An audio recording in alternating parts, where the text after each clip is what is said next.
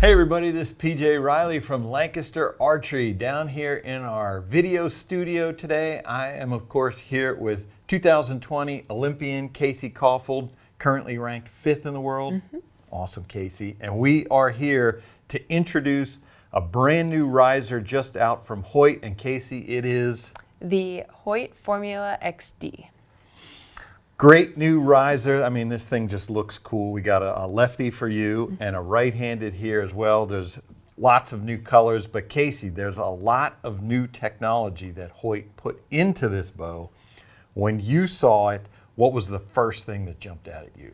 First thing I noticed was the grip was shifted lower. So there is a bigger sight window and the grip is lower on the bow. That makes it just more consistent for archers to have their grip. You only touch the bow in 2 places, so you really want to make sure that's consistent. So the biggest thing is the grip being shifted downward. And so, Casey, that lower hand position, what does that do for you as the shooter? That makes my grip more consistent and makes the shot more forgiving. Gotcha. That's always good. Visibly, Casey, you can see looking at the riser that there's mass high and mass low.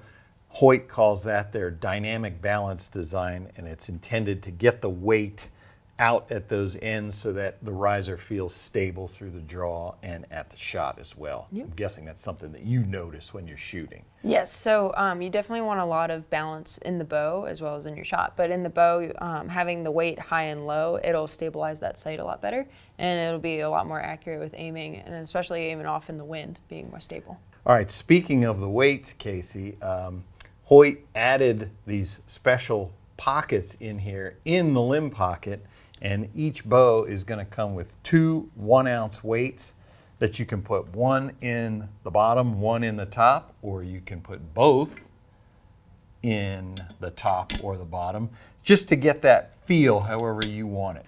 Also, folks, you know, as we show them that weight pocket, they're going to see this 360 damper in here.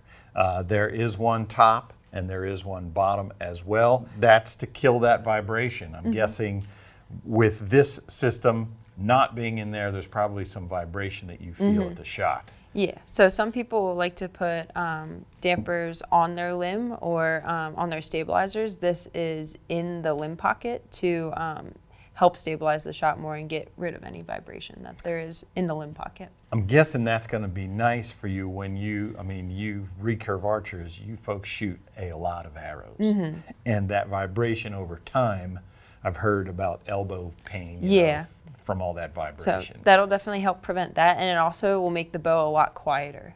Some people, like when they tune a bow, they notice like a very sharp sound on the shot. This will help dampen that noise and make the bow a lot quieter on the shot.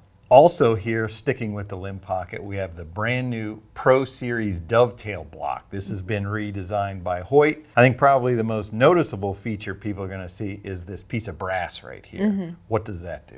So this helps reduce friction in the limb to prevent clicking. In a lot of recurve bows, there's just a little bit of space between the dovetail and where the limb connects to the riser, and if that slides a little, it can cause a clicking noise that sounds a lot like a clicker, and it can cause you to like misfire almost. So this is here to prevent any extra clicking, to make the shot super smooth and not have to worry about any outside noises that might mess with the shot.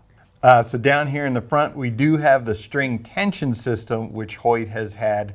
Now there's 3 different positions. Explain to folks what that does. So in the limb pockets, they're in both the top and bottom. There's a high, medium, and low setting, and you can just change these out with Allen wrenches to move them up or down. And that kind of helps you to have, depending on personal preference, you can have a smooth shot, kind of a medium shot, or a more aggressive shot, just with how it comes off your fingers when you shoot.